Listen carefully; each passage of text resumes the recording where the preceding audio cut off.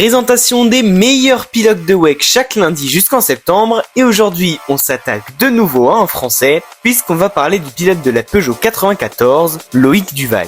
Né en 1982 à Chartres, il commence sa carrière en monoplace en 2002 avec des championnats de France et décroche un titre en Formule Renault Campus France et en Formule Renault 2.0.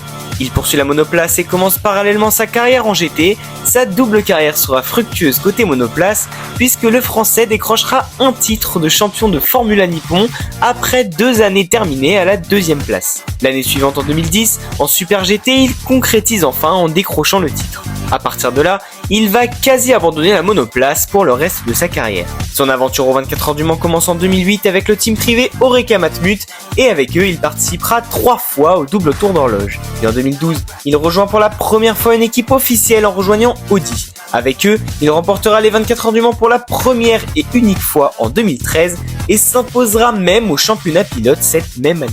Son passage en LMP1 s'arrêtera en même temps que celui d'Audi, mais il rejoindra TDS Racing en LMP2 pour quelques années.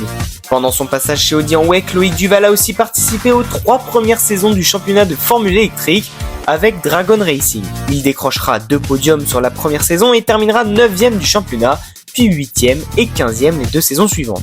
En 2017, le Français se lance également en IMSA et remportera une victoire à Sebring en catégorie DPI avec une Cadillac et montera 3 fois sur le podium aux 24 heures de Daytona en 2018, 2020 et 2022. Depuis 2022, Loïc Duval est de retour en WEC en roulant pour Peugeot en hypercar avec une 9X8 en manque de performance. Il aura décroché une 4e place comme meilleur de résultat, mais la gloire est loin d'être de retour pour le Français. Malgré tout, il reste un visage emblématique et une valeur sûre de l'endurance. À lundi prochain pour parler d'un tout frais vainqueur des 24 heures du Mans.